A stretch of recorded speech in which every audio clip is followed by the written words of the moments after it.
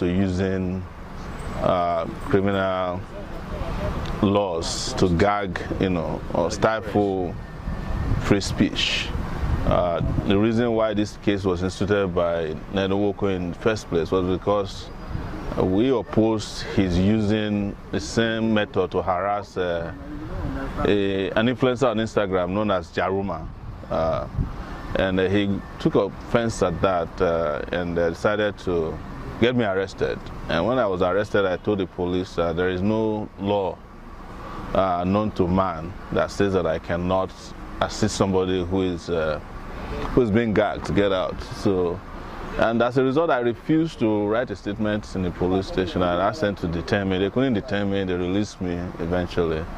When they couldn't get away with that, they arrested our lawyer, Marshal Abubakar, who works with Femi Falana, and detained him for days before he got out.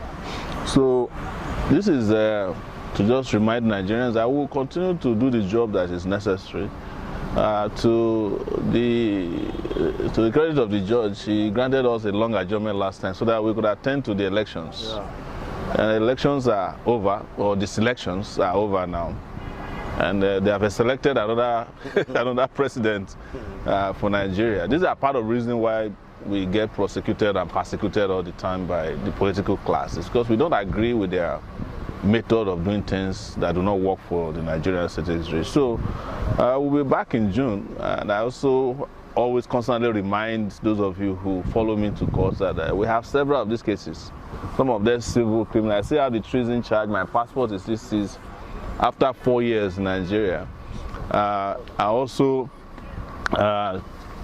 just recently been sued by, I think my 14th lawsuit for libel was instituted by Kayode Fayemi very recently. So the IG of police, former IG, sued me. The Attorney General of the federal government, Malami, I hope outgoing, also sued me. There are several of these lawsuits. But we will continue to protect the rights of Nigerian citizens to freely speak their mind on issues affecting them. And that's why Nigeria needs more than anything at this time, because we have been debased over time.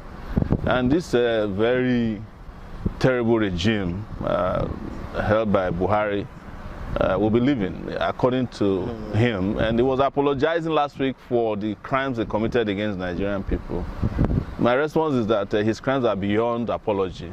He must pay for them. And this is what I've always said since I came back to Nigeria and I've been detained permanently here for the last 4 years, that all this will come to pass.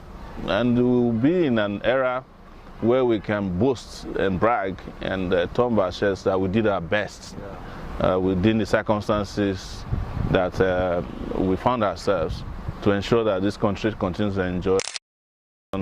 And revolution is coming. They will not expect it when it will hit. That's what I've always predicted it, and some of it are happening. But we are not yet out. We are just moving from fry pan now to the bottom of another face of it, to the bottom of another fire.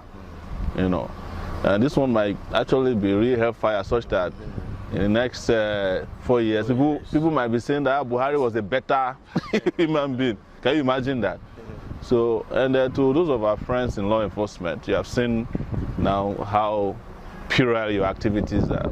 So those of you who have been used constantly to harass, insult, and assault fundamental freedoms of others, some of you are not taking your salaries. Some of you are no longer safe in this country, and some of you are going to retire without benefits. You know that.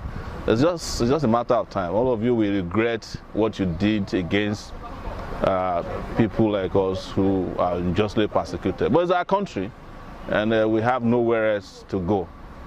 I don't have a Guinean passport. I don't have a passport for Sudan or any of this, or Niger, where Buhari said he will run away to.